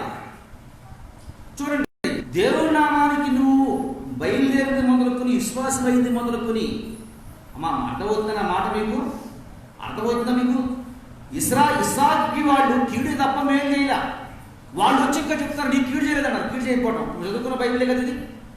కీడు మాత్రం కీడు చేశారా, మేలు చేశారా? బావులు లాక్కున్నారు, అతను సంపాదించిన సంపాదన లాక్కున్నారు, అక్కడి నుంచి బయటికి పంపించేశారు. మళ్ళీ వచ్చి ఏం చెబుతున్నారు? ఇక్కడ వచ్చి ఏం చెప్తున్నారు చెప్పండి? ఇక్కడ నీ కీడు చేయలేదు. మనం ప్రార్థనకు వచ్చి కూడా ఏం చెప్తాం? ప్రభువా, ఆ పక్కనోడు తిడుతున్నాడు, ఈ పక్కోడు అరుతున్నాడు, ఆ పక్కోడు పోట్లాడుతున్నాడు. నువ్వు వరుస వరకు చెప్పవు. ఇప్పుడు చెప్తావా? చెప్పండి. నువ్వు మాట్లాడిన మాట ఎప్పుడు చెప్పవు. నువ్వు వరుస వరకు ఎవరితో చెప్పవు. నువ్వు గొడిగే గొడుగు ఎవరితో చెప్పవు. నీ క్యారెక్టర్ గురించి ఎప్పుడు చెప్పుకుంటావా? చెప్పుకోకుండా వాళ్ళు వచ్చి చెప్తున్నారు, అయ్యా షా గారు, నేను మీకేమన్నా కీడు చేశానా? చూడండి, వాళ్ళకి సిగ్గు ఎక్కలేదు. రాకండి, మన నుంచి వచ్చింది అట్లా అంటున్నాం. మనం చెప్పుకోమను, ప్రభువా మా ఇంటి పక్కన ఉన్నాడు, వాడు నా మీద కత్తులు నూరుతున్నాడు ప్రభువా. దేవుడు అంటున్నాడు, నువ్వు కూడా కత్తి గట్టిగా నూరు అంటున్నాడు దేవుడు. అంతే కదా అనేది. కత్తులు నూరుతున్నాడు ప్రభువా. ఆడు కత్తులు నూరేసాడు. ఆడు కత్తులు నూరడానికి కారణం ఎవరో? నువ్వే. ఒక చెయ్యి పొద్దాక ఊగుద్ది, దానికి కనీసం నువ్వు కొట్టకపోయినా అడ్డం పెడితే చెయ్యి ఏమొస్తుంది? సౌండ్ పెరుగుద్ది. సైలెంట్గా ఉంటే ఊపి చెయ్యి నొప్పి వస్తుంది, టాబ్లెట్ వేసుకోవాల్సి వస్తుంది, లేకపోతే చేతికి కట్టుకోవాల్సి వస్తుంది. చెయ్యి పొద్దాక ఊపాలనుకోండి, ఏం ఉపయోగం ఉంటుంది? అట్ట పట్టి చేతికి ఏమన్నా తాడు కట్టుకుని మెల్లో తాడు వేసుకుని తిరగాల్సి వస్తుంది. ఎందుకని? చెయ్యి నొప్పి వస్తుంది. నువ్వు కనీసం నేను కొట్టలేదు అడ్డం పెడతానని అడ్డం పెట్టావనుకోండి, స్టార్ట్ అయిపోద్ది. ఇక్కడ జరిగేది అదే. ఇస్సాకు గారు, నీకేమన్నా మేము అన్యాయం చేశామా? నేను మీ ఎట్లా ఏమైనా తప్పిదం చేశామా? ఇదేం చెప్పండి, పంపించింది మీరే కదయ్యా. ఒకటే అన్నాడయ్యా, నేను మీ దగ్గర లేను, మీతో నాకు సంబంధం లేదు. మరలా ఎందుకు వచ్చారు బాబు? నేను ఏరే సడ దొరుకుతుంది అన్నాడు. వాళ్ళ దగ్గరికి వచ్చి మీకేమన్నా కీడు చేశామా? మీకేమన్నా తప్పిదం చేశామా? మీ పట్ల ఏమైనా అజేతుగా నడిచామా? ఉంటే చెప్పు, మేమేమీ చేయలేదు కనుక నీవు కూడా మాకు ఏమీ చేయొద్దు. కానీ నేనేమన్నాడు? సర్లే బాబు, అట్లాగే నేను మీతో ఏం చేసుకుంటా? నిబంధన చేసుకున్నా. అసలు నేను మీకు ఎప్పుడూ చేయడం నాకు అలవాటు లేదు, అసలు చేయను. మీరు సమాధానంతో వచ్చారు కనుక సమాధానపరచుకుంటాను అన్నాడు. దేవుడు కూడా అదే చెప్తున్నాడు నీతో నాతో. నువ్వు నా బిడ్డవైంది మొదలుకుని దేవుడి దగ్గరికి వచ్చి, ప్రభువా నేను ఎటువంటి వాడినో నీకు తెలియదా? నేను ఎటువంటి వాడినో నీకు తెలియదు. ఎప్పుడన్నా ప్రార్థన చేశారా? చేయగలవా? ధైర్యం వస్తుందా మన హృదయంలోకి? ప్రభువా నేను ఎటువంటి వాడినో నీకు, అసలు ఆ మాట అంటానికి ముందు నేను చెబుతాను, ధైర్యం ఎక్కడ వస్తుందో నాకు అర్థం అవ్వట్లేదు. ఎటువంటి వాడిని ఏం చేసావు నీ దగ్గర? దేవుడి నామ మహిమార్థమై నీ బ్రతుకేంటి? ఎంతవరకు మన అవసరతల కొరకు, మన అక్కర్ల కొరకు దేవుడి నామాన్ని అడ్డం పెట్టుకుని బ్రతకడే తప్ప దేవుడి కొరకు ఎప్పుడైనా సరే, ఇదిగో వాడు అనవసరం నా మీద నిందేస్తున్నారు, దేవా నీకే స్తోత్రం ప్రభువా. అయ్యా, ఈరోజు తిరుగుతున్నటువంటి వ్యక్తి, ఆ వ్యక్తే నీ ప్రేమను గుర్తించేటట్టు నాకు ఓపిక లేవు ప్రభువా. ఈరోజు అనవసరంగా నేను మాట్లాడుతున్నటువంటి వ్యక్తి, ఆ మాటను తట్టుకుని, ప్రభువా నాకు కృపను అనుగ్రహించు ప్రభువా, ఒక రోజుకి దేవుడు ఎదిగారు కనుక వీళ్ళ జోలికి వెళ్ళకూడదు అనే స్థితిని అనుగ్రహించు ప్రభువా అని ఎప్పుడైనా అంటావా? అనక దేవుడి సన్నిధిలోకి వచ్చి మళ్ళీ మొట్టమొదటగా వాళ్ళు ఏ విధంగా మొరపెట్టారు, ఈయన కూడా మనం కూడా ఎట్లా మొరపెడతాం చెప్పండి. వాళ్ళు ఏ విధంగా అన్నారు? ఫిలిష్తీయులు వచ్చి ఇస్సాకుకు వచ్చి ఏ విధంగా చెప్పారు, నీవు నేను కూడా అదే విధంగా చెప్తాం. ఫిలిష్తీయులను ఇస్సాకు ఏ విధంగానైతే క్షమించి సంధి చేసుకుని ప్రమాణం చేసి వాగ్దానం ఇచ్చి పంపించాడు, దేవదేవుడు నీకు నాకు కూడా అదే వాగ్దానం ఇచ్చి పంపిస్తున్నాడు. ఈ గ్రహింపు మనకుందా? అన్యుడికుంద గ్రహింపు. అరే మనం పోరాడాం ఇక మన వల్ల కాదు, మనం సరెండర్ అయిపోయి ఆయన దగ్గరికి వెళ్ళి సమాధాన పడతానన్నా. నేను ఆ బ్రతుకుల్లో దేవునికి విరోధంగా ఏదో జాగ్రత్తమని పోరాడుతున్నా, ఏదో పొందుకోవచ్చని పోరాడుతూ ఉన్నా. దేని కొరకో ఆరాటం, దేని కొరకో పోరాటం. నీ జీవితం ఇప్పుడైనా నువ్వు గ్రహించిన వ్యక్తిగా బ్రతుకు. సరెండర్ అయిపోతావా దేవునికి? లేక ఏదో సాధిద్దామని చెప్పంటావా? యేసు ప్రభువుని ఎంతగా దూరం చేసుకుంటా? ఫిలిష్తీయులు ఇస్సాకుని దూరం చేస్తూ వచ్చారు, ఫిలిష్తీయులు ఇస్సాకుని నెట్టుకుంటూ వెళ్ళిపోయారు. కానీ దేవుడి నామానికి నువ్వు సైలెంట్గా ఉన్నాను, జరిగే మహిమ దొరుకుతుందా? దేవుడి నామానికి నా అపకీర్తి వస్తూ ఉందా? దేవుడి పని ఏమన్నా ఆగుతూ ఉందా? నీతో నాతో కాకపోతే నాకంటే పెళ్ళుడుకున్నట్టు దేవుడు పని చేయించుకుంటాడు, నాకంటే వృద్ధులతో దేవుడు పని చేయించుకుంటాడు, నాకంటే ఎన్నిక లేని వాడితో పని చేయించుకున్నాడు. నీవు కాకపోతే నీ నుండి ఇంకొకటితో దేవుడు పని చేయించుకున్నాడు దేవదేవుడు. నువ్వు కాకపోతే నీకంటే హీనమైనతో దేవుడు పని చేయించుకున్నాడు తప్ప దేవుడి నామానికి ఎప్పుడు ఎక్కడ ఎవరి చేత కూడా వాళ్ళు రాలేదు కనుక ఈ పని ఆగిపోయింది, వాళ్ళు అడుగు పెట్టలేదు కనుక ఈ పని ఆగిపోయిందని దేవుడు ఎప్పుడు నీ కొరకు చూడడు, నీ కొరకు దేవుడు ఆలోచించడు. ఫిలిష్తీయులకు వచ్చింది గ్రహింపు. ఫిలిష్తీయులు గ్రహించారు. ఏమని గ్రహించారంటే ఆయన్ని మనం ఏమీ చేయలేము, ఆయనకి మనం ఎదురిని మనము ఏమీ చేయలేము కాబట్టి మేము సరెండర్ అయిపోతాం. సరెండర్ అయిపోయి లోబడిపోతాం. లోబడిపోయి ఆయనతో ఏం చేసుకుంటాం మేము? అయ్యా ఇక నీ జోలికి మేము రాము, మా జోలికి కూడా నువ్వు, మా జోలికి కూడా నీకు ఎప్పుడు నీ జోలికి వచ్చే ఆలోచన లేదా ఆయనకి? ఎప్పుడు నీ గురించి తప్పుగా ఆలోచించే ఆలోచన ఆయనకి లేదు. ఎప్పుడు నీ పట్ల ప్రేమ కలిగే ఉన్నాడు. నువ్వు అంతగా ద్వేషిస్తూ ఉన్నా పక్కకు దొరికిపోయాడు తప్ప నీ మీద ఎప్పుడైనా పోట్లాడా? నువ్వు అంతగా ఎడం చేస్తూ ఉన్నా నీ పట్ల ప్రేమ కలిగి దూరం నుండి నిన్ను చూస్తూ ఉన్నాడే తప్ప నిన్ను గురించి ఎప్పుడైనా ఏ విషయంలో నీకు విరోధంగా నడిచాడా? నడవలేదు. దేవుని బిడ్డ దేవతోడు ఈరోజు నీతో నాతో మనందరితో స్పష్టంగా మాట్లాడుతున్నాడు. గ్రహింపు కలిగినటువంటి నేను ఫిలిష్తీయులు ఇస్సాకు దగ్గరికి వచ్చి నిబంధన చేసుకుంటే ఇస్సాకు వెంటనే వారితో నిబంధన చేసుకుని వాగ్దానం చేసుకోపోయినట్టు దేవదేవుడు నీతో నాతో చెప్తూ ఉన్నాడు. గ్రహింపు కలిగినటువంటి క్రైస్తవుడు అయితే, గ్రహింపునటువంటి వ్యక్తి అయితే ఈరోజు యేసయ్య దగ్గరికి రా. యేసయ్య చెప్పిన మాట నేను, యేసయ్య చెబుతున్నటువంటి ఆలోచనకు లోబడి బ్రతుకు. ఏం చెప్తున్నాడు యేసయ్య? ఇస్సాకు వాళ్ళు కీడు చేశారు, ఇస్సాకును దూరం చేశారు, అయినా ఇస్సాకు దగ్గరకు వచ్చి చేర్చుకున్నాడు. నేను చేర్చుకోనా? ఇస్సాకు కీడు చేశారు, ఇస్సాకును దూరం చేశారు. ఇస్సాకు దగ్గరికి వచ్చి లోబడి అయ్యా నన్ను చేర్చుకో, నన్ను క్షమించు అంటే క్షమించి నిబంధన చేసుకున్నటువంటి ఇస్సాకు నేను చేసుకోనా? మీరు చెడ్డవారై మీ పిల్లలకు మంచి నుంచి నేను ఎంతో మంచివాడిని కదా, నేను ఏం చేస్తాను? నేను అంతకంటే మంచి వాటిని నేను ఇస్తాను కదా, అంతకంటే శ్రేష్టకరమైన ఇస్తాను కదా. గ్రహింపు కలిగి బ్రతుకుతారా? అన్యుడిని చూసి గ్రహింపు నేర్చుకోండి. మేము సాధించలేము, వల్ల కాదు, నాకు వల్ల ఏమీ కాదు అన్నప్పుడు తను తానిని సరెండర్ అయిపోయి ఎవరినైతే పంపివేశారో, ఎవరినైతే వెళ్ళగొట్టారో ఆయన దగ్గరికి వెళ్ళిపోయినట్టు యేసయ్య నువ్వు వెళ్ళగొట్టారో నీ హృదయం దగ్గరికి అనేక మార్లు వచ్చి నా కుమారుడా నా కుమార్తె నీ హృదయంలో నాకు స్థానం నిన్ను ఆశీర్వదిస్తా, నీ హృదయంలో స్థానం నువ్వు స్వస్థపరుస్తా, నీ హృదయంలో స్థానం నీ కుటుంబం దీవెనకరంగా ఉంటుంది, నీ హృదయంలో స్థానం నీ బిడ్డలు ప్రయోజనకరంగా మారుస్తా, నీ ఇంటిలో స్థానము నీ కుటుంబానికి అనేక ఆశీర్వదకరంగా నియమిస్తాను అంటే నువ్వు నన్ను పంపించేశావుగా, నువ్వు నన్ను పంపించేశావు కాబట్టి నువ్వు నా దగ్గర రావడానికి వీల్లేదు అని అంటాడా దేవుడు? తప్పిపోయిన కుమారుడు ఏం చేశాడంట? తండ్రి దగ్గర నుండి ఆస్తిని పంచుకొని వెళ్ళి లోకం మీద పడిపోయి లోకంలో ఉన్నటువంటి సమస్తాన్ని పోగొట్టుకుని బంది పొట్టు తినే వ్యక్తికి జ్ఞాపకం వచ్చింది. ఏమని? నా తండ్రి ఇంట పనివారు సర్వసమృద్ధి ఆహారం పోతున్నారు. ఒక్కసారి ఆలోచించుకోండి. దేవుడు జరిగినటువంటి కొత్తలో, దేవుడు మన జీవితంలో చేసిన సాక్ష్యాలు, దేవుడు మన జీవితంలో ఇచ్చినటువంటి ఆశీర్వాదాలు, దేవుడి సన్నిధిలో శాంతి సమాధానం ఈరోజు నీకుందా? అదే సమాధానంతో ఈరోజు బ్రతుకుతున్నావా?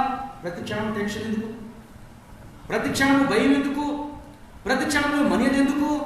ప్రతి క్షణం ఏదో పోగొట్టుకున్న వ్యక్తిలాగా నిన్ను నువ్వు ఎందుకు ఏదో దిగాల కూర్చుంటావు? ఎందుకు? గుర్తుంచుకో, ఏదో లేదు. యేసయ్య నువ్వు పంపించేశావు, యేసయ్య నువ్వు వెళ్ళగొట్టేశావు, యేసయ్య నువ్వు నా దగ్గర వద్దు అని చెప్పి త్రోని వేసే బయటకు తోసివేశావు. అయినా సరే ఆయన ప్రత్యేకంగా నీ కొరకు ప్రత్యేకంగా ఒక సార్ట్ నుంచి నిన్ను పిలుస్తూ ఉన్నాడు, ప్రత్యేకంగా నిన్ను పిలుస్తూ ఉన్నాడు. ఇంకో విషయం తెలుసా? మనం చేసే పనులను బట్టి దేవుడికి ఏమంటారంటే, దేవుడిని ఏమంటారు? నిజంగా దేవుడు ఉంటే మీ బతుకెందుకు ఇలా ఉంటుంది? ఎందుకో ఏదో బాగుంటున్నావు, దిగాలుగా కూర్చుంటావు. ఎందుకో దిగాలుగా కూర్చుంటావు? దేవుడు దేవుడు దేవుడు అని చెప్తావు, దిగాలుగా కూర్చుంటావు. ఎట్లా చూసి దేవుడిని నమ్ముకునే రాదు.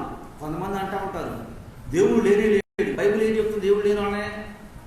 చూడండి ఒకసారి, కీర్తన గ్రంథం 10వ అధ్యాయం 4వ వచనం, 14వ అధ్యాయం 1వ వచనం, 51వ వచనం, 53వ అధ్యాయం 1వ వచనం. ఈ మూడు చదవండి. లేడు అన్న గురించి దేవుని వాక్యం ఏం చెప్తుందో చెప్తా.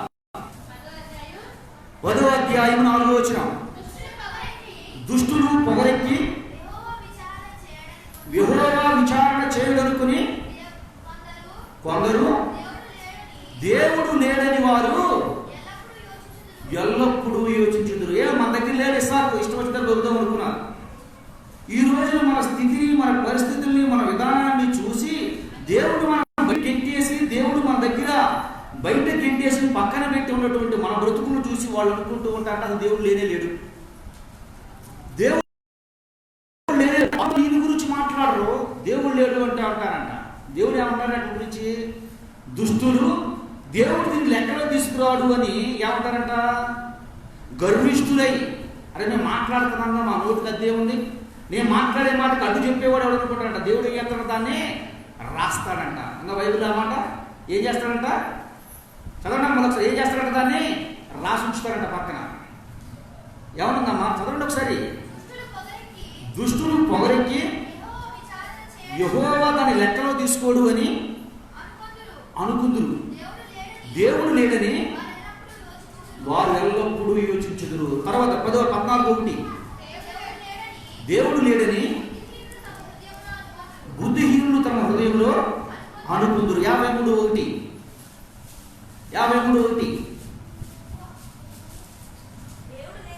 దేవుడు లేడని బుద్ధిహీనులు చాలు ఎవరనుకుంటారంట?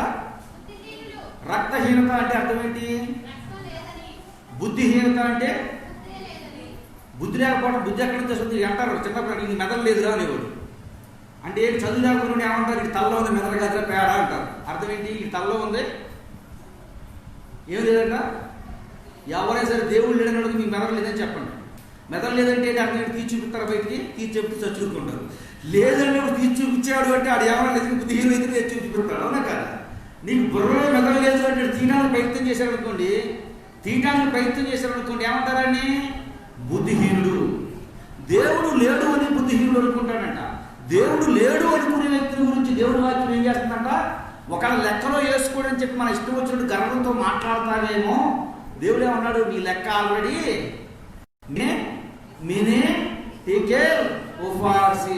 నిన్ను చూస్తే నువ్వేమవుతావు?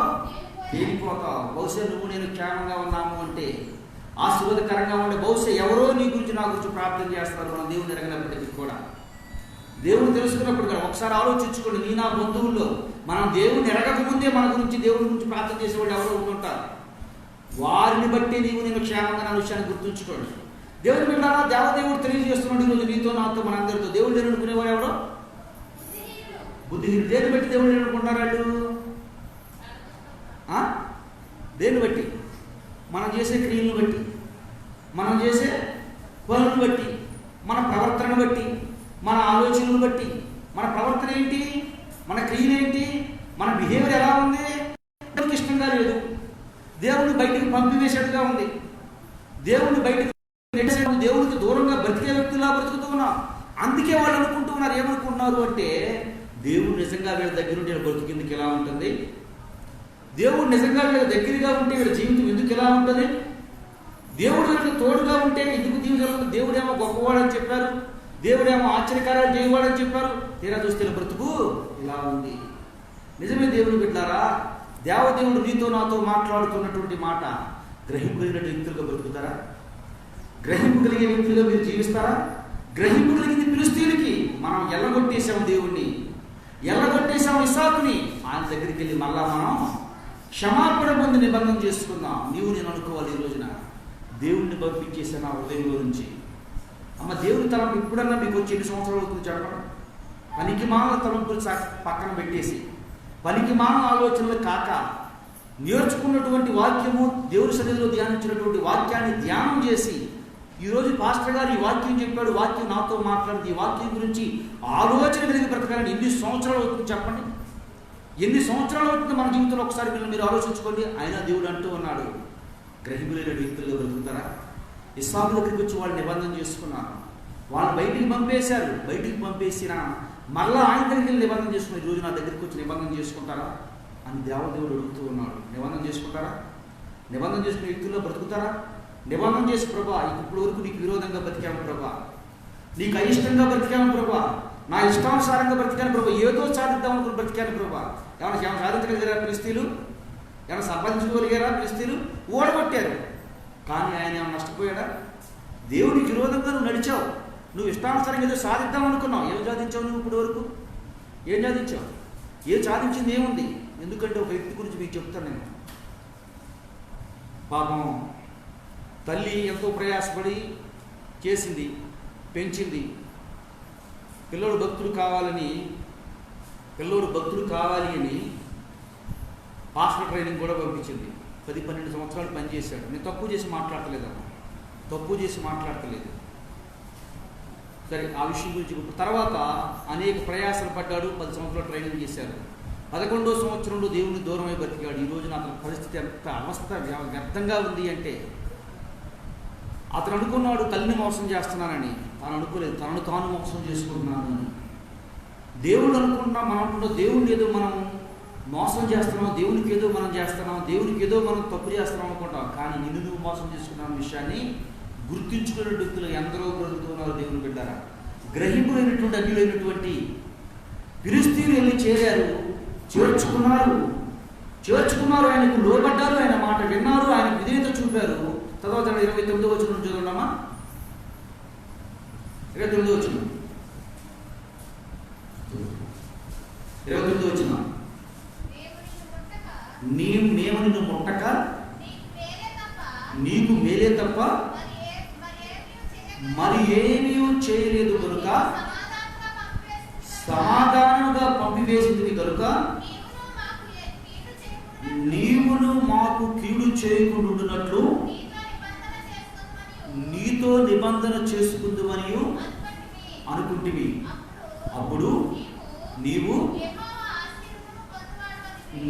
యెహోవా పొందినవాడివని అనిరి. అతడు వారికి విందు చేయగా వారు అన్నపానములు పుచ్చుకొని తెల్లవారినప్పుడు వారు లేచి ఒకరితో ఒకడు ప్రమాణం చేసుకుని దేవునికి స్తోత్రం. సమాధానంకి వెళ్తే ఈయన మాట్లాడాడు ఒక మాటనా? సమాధానంతో వెళ్తే ఒక మాటనా మాట్లాడా? ఏం చెప్పాడైనా? ఏం చెప్పాడమ్మా? ఏం చెప్పాడు? సమాధానంతో వెళ్తే ఒక మాటనా మాట్లాడా? ఏం చేశాడు? మీరు సమాధానంతో వచ్చారు కనుక మీ పాత ఏమి నేను జ్ఞాపకం చేసుకున్నాను. పాత సంగతులు ఏమిని తలంచను. పాత సంగతులు ఎత్తి మిమ్మల్ని పొడవను పదే పలానప్పుడు అలా చేసావు, పలానప్పుడు ఎలా చేసావు, పలానప్పుడు ఇట్లా చేసావు అని చెప్పి అన్నాడా? అనడు. నేను ప్రకటిస్తున్నటువంటి దేవుడు, నేను మీకు ప్రకటిస్తున్నటువంటి దేవుడు, మన వెళ్ళినటువంటి దేవుడు. నీ పరిస్థితి ఎటువంటిదైనా, ఏ విధంగా దేవునికి నువ్వు దూరమైనా, దేవునికి ఎంత అవిధేయుడుగా బ్రతికినా, అవిధేయురాలుగా బ్రతికినా, ఏ విధంగా దేవుడిని నువ్వు దూరం చేస్తూ ఉన్నా, దేవుణ్ణి త్రొక్కుతూ బయటికి వెళ్ళిపోయినా, దేవుణ్ణి త్రుంచమాడుతూ వచ్చిన దేవుని దగ్గరికి వచ్చి ఏసయ్యా నేను తప్పిదం చేశాను, నిన్ను పొరపాటు చేశాను ప్రభా, నిన్ను పంపివేశాను, అనేక మాటలు తండ్రి నీకు విరోధంగా బ్రతికాను ప్రభా అనే వ్యక్తిగా నీకు దేవుని సన్నిధిలో, దేవదేవుని సన్నిధిలో నీవు మొరపెట్టే వ్యక్తిగా ఉంటే దేవుడు నీకు ఏం చేస్తాడంట? ఏం చేస్తాడు నీకు దేవుడు? విందు చేసి సమాధానంతో పంపిస్తాడు. సమాధానం ఉంటుందా ప్రార్థనకు వస్తున్నా? హృదయంలో సమాధానం ఉంటుందా ప్రార్థన?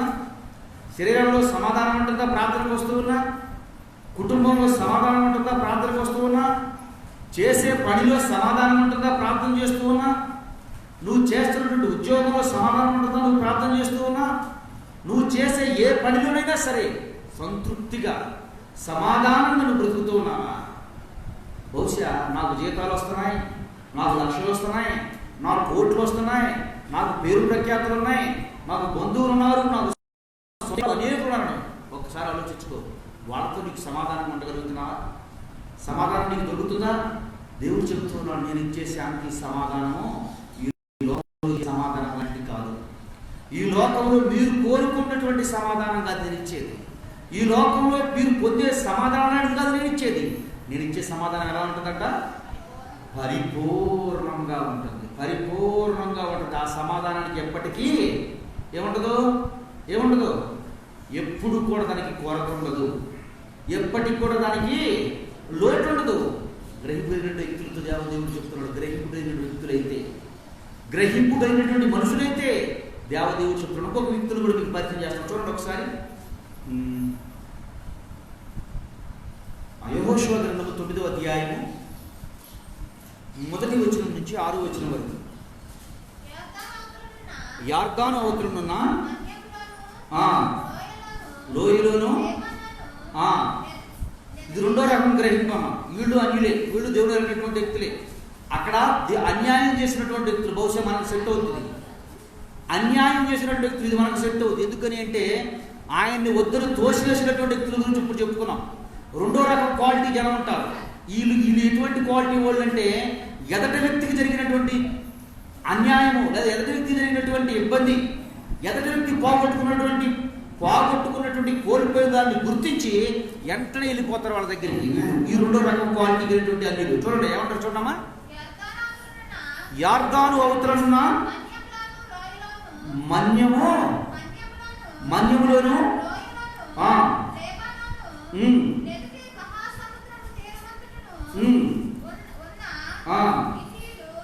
గిబేలీలు, అమోరీలు, ఎవ్వీలు, పెజ్జీలు, ఎబేసీలు వారు అందరూ కూడా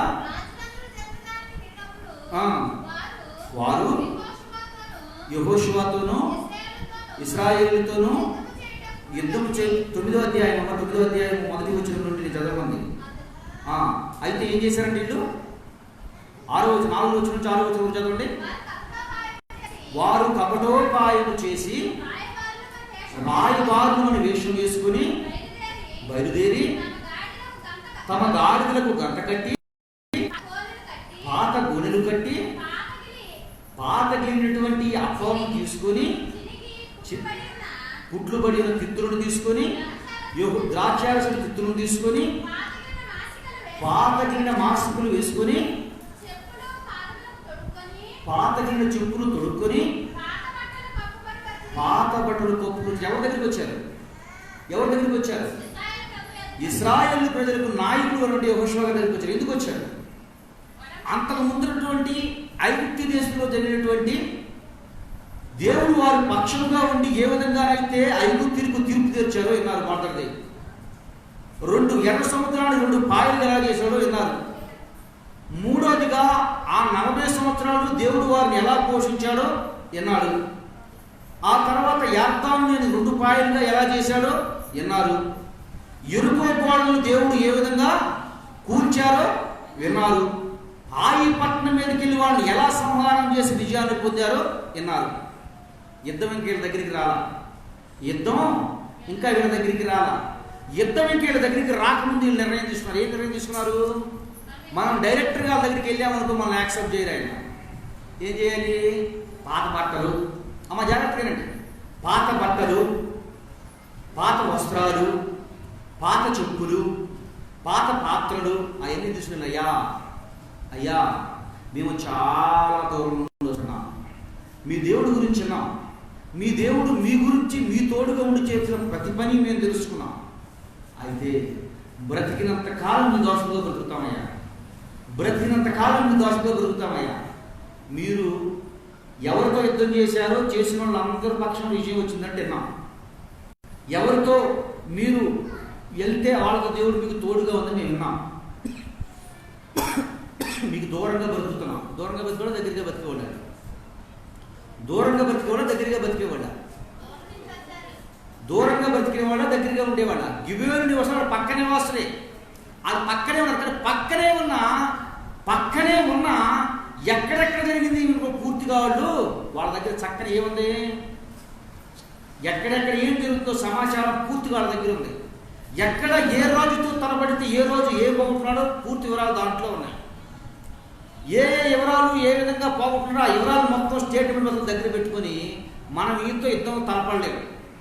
యుద్ధానికి బహుశా మేము తలపడ్డామనుకో గ్యారంటీకి మనకి ఏమొస్తుంది? సావే. దేవుడితో తలపడగలమా చెప్పండి? మనం దేవుడితో పోరాడగలమా చెప్పండి? మనం బహుశా అనుకోవచ్చు, నాకు ఇంకా శ్రమ రాలా, పాస్టర్ గారు చెప్పే శ్రమ, పాస్టర్ గారు చెప్పే బాధ నాకు ఇంకా రాలా, పాస్టర్ గారు చెప్పే కష్టాలు ఇంకా నాకు రాలా, ఇప్పుడు వరకు పాస్టర్ గారు చెప్పారు ఆ ఇబ్బందులు నేను ఎదుర్కోరా. బహుశా నీకు తగ్గలేదు ఈ గిబియోను నివాసులు కూడా, ఈ కోప జిల్లాలో గిబియోను నివాసులు కూడా వాళ్ళు ఎలా తయ్యారు, వాళ్ళు సిద్ధపడిపోయారు.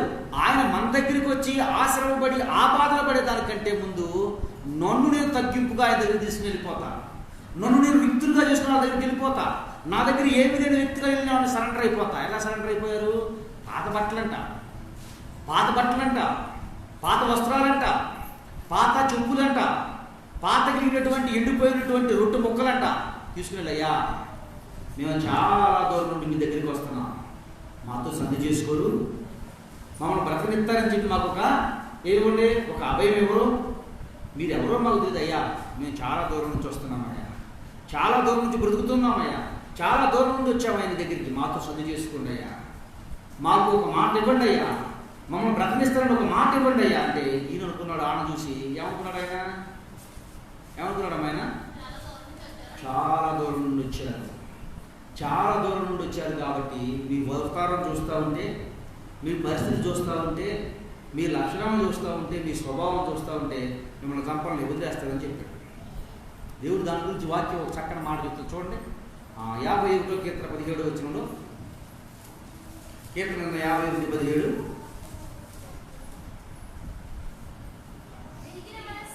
విరిగిన మనసే దేవునికి ఇష్టమైన బలుడు. దేవా, విరిగి నలిగిన హృదయాన్ని నీవు ఆలక్ష్యము చేయు. ఎప్పుడైనా సరే తగ్గింపు స్వభావంతో దేవుని సన్నిధికి వస్తున్నావా? తగ్గింపు స్వభావం వ్యక్తులుగా బ్రతుకుతూ ఉన్నారా? బహుశా నాకు ఇంకా నువ్వు చెప్పినటువంటి ఏది నేను నీకు అటాక్ చేయలేదు, దేవుడు నీకు అన్యాయం చేయలేదు, దేవుడిని నేను దూరము పెట్టలేదు, దేవుని సన్నిధిలోనికి నేను దూరంగా బ్రతకలేదు. పాస్టర్ గారు, ఇప్పుడే రీసెంట్గా కొత్తగా వస్తున్న విశ్వాసిని నాకు అటువంటి పని నేను చేయను అనే పదాన్ని పక్కన పెట్టి, ఏ పదాన్ని పక్కన పెట్టి, ఫిలిష్తీయులు ఇస్సాకు చేసినట్టు కీడు నేను చేయలేదు, ఇస్సాకు గారికి చేసినటువంటి కీడు నేను చేయలేదు, దేవదేవునికి నేను అంత దేవదేవుని నేను పైకి గిడ్డి వేయలేదు, నూతనంగా చేర్చబడ్డ విశ్వాసిని నేను, నూతనంగా ఉన్నటువంటి క్రైస్తవుడు నేను, నూతనంగా దేవుడి సన్నిధిలోకి వస్తున్నాను అనే విషయాన్ని పక్కన పెట్టి గిబియోను నివాస వరుసలోకి రండి. మీరు గిబియోను నివాసులు ఏం చేశారు? గిబియోను నివాసుల వరుస ఏంటి? గిబియోను నివాసులు ఏ వరుసలో ఉన్నారు? ఎవరికో జరిగింది, అది మనకు కూడా జరుగుతుంది. ఎవరో కోల్పోయారు, మనం కూడా కోల్పోకముందే. అక్కడ జరిగినటువంటి పరిస్థితి మనకే జరగకముందే, వాళ్ళు ఎదుర్కొన్నటువంటి కష్టము మనము ఎదుర్కోకముందే, వాళ్ళు పోగొట్టుకుంది మనం పోగొట్టుకోకముందే, వాళ్ళు వదిలివేసింది మనం వదిలిపెట్టుకోకముందే, నష్టపోకముందే మనం ఏమవుతాం? ఎలా అవుదాం? మనం సిద్ధపరచుకుందాం. సిద్ధపరచుకొని వెళ్ళి ఆయన పాదాల మీద పడదాం. అంతే. ఒకటే, పాదాల మీద పడి ఏం చేయాలి? నువ్వు మమ్మల్ని ప్రకటిస్తానని చెప్పేదాన్ని నువ్వు పాదాలు వదిలిపెట్టమంతే. అంతే చేశారమ్మా? అంతే చేశారా? అదేనా చేసింది? ఏం చేశారు? మీరు మాతో నిబంధన చేసుకోండి అయ్యా, మీరు మాతో నిబంధన చేసుకుంటే తప్ప మేము లేము, మీరు నిబంధన చేసుకుంటే మాత్రమే మేము లేస్తాం. సమీపంగా ఉన్నవాళ్ళ దూరంగా ఉన్నవాళ్ళు అంటారు. ఇప్పుడు దేవుడికి సమీపంగా ఉన్నారా దూరంగా ఉన్నారా? మీరు ఏమా కొత్తగా వచ్చిన విశ్వాసులు దేవునికి దూరంగా ఉన్నారా సమీపంగా ఉన్నారా? దేవుడి పక్కనే ఉన్నాం. అట్లా మేము చేయలే, పోస్టులు చేసినట్టు చేయలే, మేము సమీపంగా గ్రహింపు కలిగినటువంటి విశ్వాసులు చేసే పని, గ్రహింపు లేనటువంటి అన్యులు చేసే పని ఇది. గ్రహింపు లేనటువంటి క్రైస్తవులైనటువంటి మనము మన దాకా రాలేదులే అనే స్వభావాన్ని విడిచి, మన దాకా రాదులే అనే లక్షణాన్ని మర్చిపోయి, వచ్చినప్పుడు ఆలోచిద్దాంలే అనే నిర్ణయాన్ని, అనే ఆలోచన పక్కన పెట్టి గిబియోను నివాసులు ఏమైతే చేశారో, గిబియోను నివాసులు దేని కొరకైతే వాళ్ళ దగ్గరికి వెళ్ళారు, దేని కొరకైతే పోరాడారు, దేని కొరకైతే పాదాల మీద పడ్డారు. మళ్ళీ ఒకసారి నాకు చాలా ఇష్టం ఉంది ఈ మాట. 4వ వచనం నుంచి 6వ వచనం 9వ అధ్యాయం. కపటోపాయం చేసి రాయి బాలుమని వేషము వేసుకొని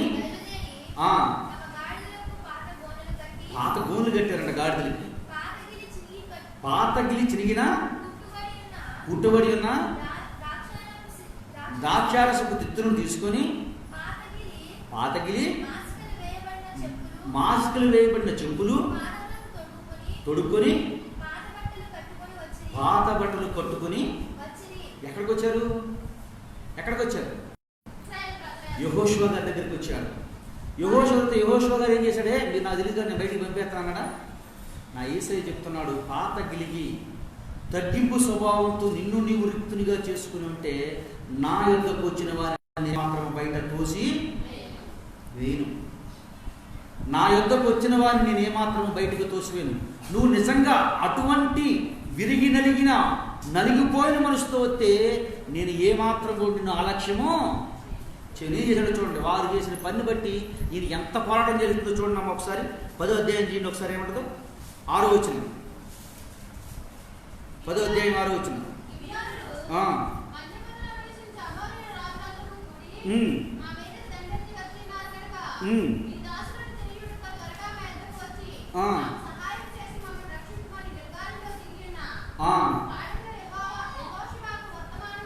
ఏం చేశారమ్మ వీళ్ళు? ఇప్పుడు యుద్ధం ఒకవైపు నుంచి వద్దంటే రెండో వైపు నుంచి యుద్ధం వచ్చింది. ఏ వైపు నుంచి యుద్ధం వచ్చింది? దేవుని దగ్గర నుంచి యుద్ధం నుంచి సమాధాన పరచు. మనుషులకి యుద్ధం వచ్చింది. ఏంటి యుద్ధం వచ్చింది? ఇప్పుడు వరకు మనతో ఉన్నాడు. ఎవరు ఇప్పుడు వరకు? దేనితో ఉన్నాడు? ఎవరితో ఉన్నాడు ఇప్పుడు వరకు? ఏ రాజులతో ఉన్నారు? ఎబోసీలు, బెర్జీలు, హెవీలు, వీళ్ళందరితో కలిసి ఉన్నాడు. ఇప్పుడు అంతటా విడిపోయి దేవుడి దగ్గర చేరాడు, దేవుడి దగ్గర చేరాడు. ఇప్పుడు మనం ఏం చేయాలండి? అటాక్ చేయాలి. ఏం చేయాలంట? అటాక్ చేయాలంట. చూడండి ఎంత చక్కని ఆత్మీయ మర్మం ఉందో దీంట్లో. ఇప్పుడు ఈ యుద్ధానికి బయలుదేరారా? యుద్ధం చేయగలిగే వ్యక్తికి మొరపెట్టారా చెప్పండి? ఎవరు మొరపెట్టారంటే వీళ్ళు యెహోషువ గారితో వర్తమానం పంపించారు. అయ్యా అయ్యా మేము నీ దాసులము, నీతో మేము నిబంధన చేసుకుంటాం, నీకు మేము లోబడిపోయాం. నువ్వు చెప్పావు మాతో నా కట్టులు నరుకువారుగా ఉండండి, నా నీళ్లు మోసువారుగా ఉంటామన్నాం. అయితే ఇప్పుడు వరకు వాళ్ళ పక్షం నుండి, ఎవరి పక్షం? ఎవ్వీలు, యెబూసీయులు, పెర్జీలు, వీళ్ళ పక్షం నుండి ఒకేసారి నీ పక్షానికి వచ్చాం కదా, వాళ్ళు నా మీద యుద్ధం చేస్తారు. ఎవరు వీళ్ళు? గిబియోనీయులు నివాసులు చెప్తూ ఉన్నారు. ఇప్పుడు మనం గిబియోను నివాసులు అంటే ఇప్పుడు వరకు సాతాను గారితో స్నేహం చేశాం, సాతాను సంబంధమైన వాడితో స్నేహం చేశాం, సాతాను సంబంధమైన సాతాను నుంచి దేవుడు సరెండర్ అయిపోయాం. ఇప్పుడు సాతాను అడుగుకుంటాడా? ఏం చేస్తాడు? యుద్ధానికి వచ్చాడు, యుద్ధానికి సమకూర్చాడు, యుద్ధాన్ని సిద్ధపరిచి సమకూర్చాడు. ఇప్పుడు వీళ్ళు ఏం చేశారు? ఆలోచన చదవడం క్లారిటీ వస్తుంది. చదవడం అంతా చదవండి. ఆలోచన దేవుడు తాతలు కాదు, సారీ మన యెహోషువ 6వ అధ్యాయం. అందరూ చూడండి, చాలా ప్రాముఖ్యమైనటువంటి మాట మనందరికీ. చదవండి అమ్మా.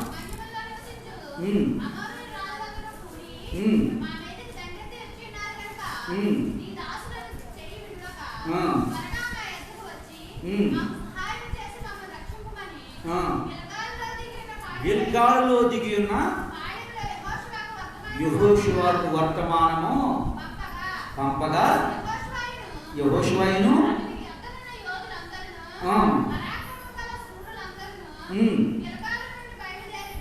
గిల్గాలు యుద్ధం చేయడానికి వచ్చాడు. యుద్ధం చేసేది ఎవరు? దేవుని వాక్యం ఏం చేస్తే యుద్ధము యెహోవాదే. అర్థమవుతుందా మాట మీకు? ఇప్పుడు వరకు సాతాను పక్షంలో ఉన్నటువంటి మనము గ్రహింపగలిగినటువంటి వ్యక్తులైతే ఇప్పుడు వరకు మనం ఏం చేసాం? ఎవరికో శ్రమ వచ్చింది కాబట్టి నా దగ్గర రాలేదనుకునే విషయాన్ని పక్కన పెట్టి ఈ గిబియోనీయులు చేసిన పని ఏంటి? పక్కన ఉన్నటువంటి జనాంగాన్ని మొత్తం ఇశ్రాయేలీయులు అందరూ సంహారం చేసుకుంటూ వస్తారు. రేపొద్దున నా దగ్గర కూడా వచ్చేదానికి ముందే నేను ఆయనకి సరెండర్ అయిపోతాను. ఎవరికి? యెహోషువ గారి దగ్గరికి. ఈరోజు నువ్వు నేను అనుకోవాల్సింది ఏంటి? నేను క్రైస్తవుని అయితే అయ్యా, దేవుడి సన్నిధిలో అయితే ఉంటున్నా, ప్రార్థన అయితే చేసుకుంటున్నా, ఇప్పుడు వరకు కష్టాలు, బాధలు, కన్నీరు నాకు ఏమీ లేవు కనుక నేను ఇంకా అటువంటి అనుభవం నాకు రాలేదు కాబట్టి నేను అప్పుడు వచ్చిన తర్వాత ఆలోచిస్తానని అనకుండా ముందే ఏం చేసాము? మేలుకున్నాం. దేవుడి సన్నిధిలోకి వెళ్ళి ఏం చేయాలి? మనం సరెండర్ అయిపోవాలి. సరెండర్ అయిపోతే ఆడుకుంటాడా? ఎవరాడు? నిన్నటిదాకా మనం సరదాగా సినిమాలు చూసామే, నిన్నటిదాకా పాటలాటలు పెట్టుకున్నామే, నిన్నటిదాకా గోళీలు ఆటలు ఆడుకున్నామే, నిన్నటిదాకా ఏలాకాలు ఆడుకుంటాడా? నాతో రావేరా అంటాడు. మనమేమంటాం? మేము ప్రార్థనకి వెళ్తున్నాం, జరిగే విషయమే కదా, ప్రార్థనకి వెళ్తున్నాం అంటాం. వాడేమంటాడు? వచ్చి అమ్మ చెబుతున్నారు ఇద్దరు భోగేసుకొచ్చి ఏం చేస్తారంట? వాళ్ళ మీద, ఇద్దరి మీద దండెత్తున్నారు. మొన్నటి వరకు ఏమైనా వాళ్ళు ఆడుతూ తిరిగారు కదా, దండెత్తారు వాళ్ళ మీదకి. ఇప్పుడు దండెత్తినప్పుడు వీళ్ళు నేను యుద్ధం చేస్తా మాకు తెలిసిన మాట్లాడారా? వీళ్ళు ఏం చెప్పారంట? ఏం చెప్పారండి? అయ్యా యెహోషువ గారు ఏం చేయండి మాకు, మా పక్షంగా. మరి మనమైతే ఏం చేయాలి? యేసయ్యా రా, మాకు నోరు మాట్లాడే శక్తి, యేసయ్యా మాతో మాట్లాడే నోరే మాకు. నాకు నోరెత్తే నోరుతో నువ్వే మాట్లాడాలి, మేము మాట్లాడలేము. లేదా యేసయ్యా మా పక్షంగా మాట్లాడే ఒక వ్యక్తిని నువ్వు సిద్ధపరచు. ఇప్పుడు ఏం చేశాడు ఈయన? ఇప్పుడు దాకా వాళ్ళ పక్షం నుండి ఇప్పుడు నా పక్షంకి వచ్చారు, నేను మిమ్మల్ని పట్టించుకుని అంటాడు ఈయన. ఏమన్నాడు ఈయన? వెంటనే జనాన్ని సమకూర్చాడు. చూడ తర్వాత ఏం చేశాడు? 12వ వచనం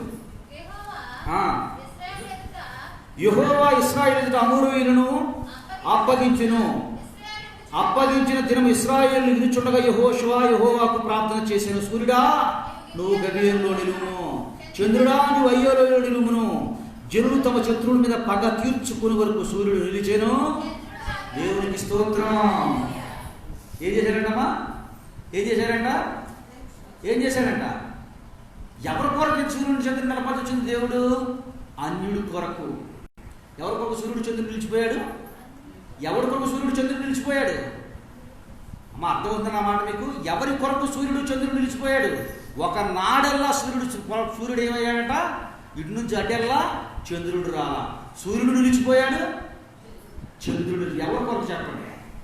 ఎవరు ప్రార్థన చేస్తే నిలిచిపోయాడు? ఎవరి కొరకు నిలబడ్డాడు? దేవుడిని నీవు ఆశ్రయిస్తే, దేవునికి నువ్వు విధేయత చూపితే, దేవుని మాట నువ్వు లోబడి బ్రతికితే, నీకు ఇంకా నా వరకు రాలేదులే, వచ్చినప్పుడు ఆలోచిద్దామనే తలంపు లేకుండా అంగో వాళ్ళకి జరిగింది, వాళ్ళకి జరిగింది, వాళ్ళకి జరిగింది, రేపొద్దున నాకు కూడా జరుగుతుందేమో, జరిగితే పరిస్థితి ఏంటి అని ముందే వాడుగా గ్రహించుకోరా మీరు. వెంటనే వచ్చి దేవుని పాదాల మీద పడిపోయారు. నీవు నన్ను రక్షిస్తానని అభయం ఇచ్చే వరకు నీ పాదాలు వదలని చెప్పారు. ఆ పాదాల మీద అలాగే పడ్డారు, అలాగే ఇచ్చాడు. అనుకున్నట్టే దేవుడు వాళ్ళు రక్షించిన సంతోషపడే వాళ్ళు చెట్టు వేరే మీద గిట్టడానికి వచ్చాడు. వెంటనే దేవుడికి మొరపెట్టారు. దేవుడు ఏం చేశాడమ్మా? దేవుడు ఏం చేశాడు? వాళ్ళ పక్షంగా యుద్ధాన్ని సైన్యాన్ని సమకూర్చుకుంటూ యుద్ధం ఎవరు చేస్తున్నారు? యెహోవా. యుద్ధం చేసేది యెహోవా. దేవుడు పెట్టారా? దేవదేవుడు నీతో నాతో మాట్లాడుతున్న క్రైస్తవుడు అందరితో గ్రహింపు క్రైస్తవులు మనం గ్రహింపు ఉందా? మనలో గ్రహింపు ఉంటే నువ్వు ఎంతగా దేవునికి దూరంగా బ్రతికినా, దేవుడిని నువ్వు నెట్టివేసినా, దేవుడు నీ కొరకు ప్రత్యేకమైన స్థానాన్ని నియమించున్నాడు. రాణ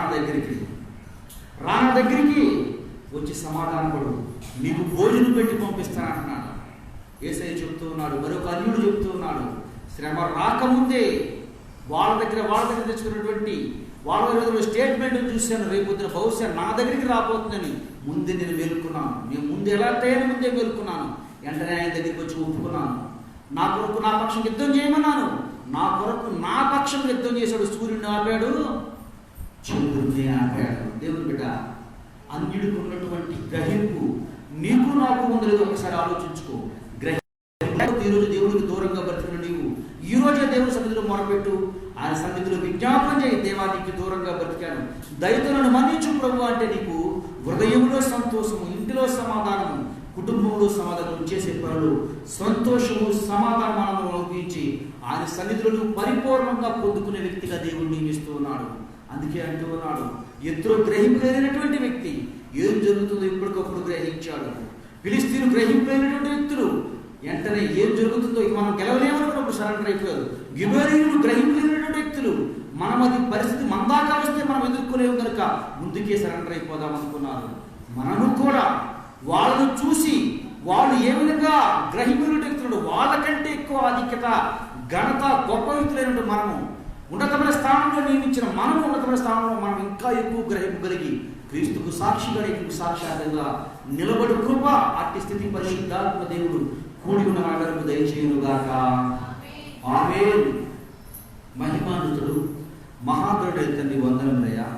ఎత్తబడిన వాక్యాన్ని బిడ్డ హృదయాల్లో నీరు కట్టి ఫలించే వ్యర్థం కాకుండా తండ్రి, చదువుచున్నటువంటి మాటలు, నేర్చుకున్నటువంటి మాటలు తండ్రి నోటితో కాక హృదయంలో విశ్వసించి ప్రభా అయా గ్రహింపు కలిగి మా విశ్వాస జీవితంలో, భక్తి జీవితంలో తండ్రి మేము ఎలా బ్రతుకుతున్నామో దేవా, అయ్యా నీకు ఎంత దూరంగా బ్రతుకుతున్నామో, నీకు ఎంత దూరం చేసుకుని బ్రతుకుతున్నామో తండ్రి, ఎప్పటికప్పుడు మనల్ని మేము గ్రహించుకుంటూ కొనసాగుతూ ప్రభా మీరు సంతోషించగలిగినట్లు, ఆ సంతోషం పరిపూర్ణంగా ఉండగలిగినట్లు ప్రభా మీరే సహాయం చేయండి. ఎందరైతే ఈ మాటలు వింటున్నారో ప్రభా వారందరి జీవితంలో ఆశలు మీరు నిలుచుకోమని యేసయ్య నామమున ప్రార్థన చేయుచున్నాను నా పరమ తండ్రి.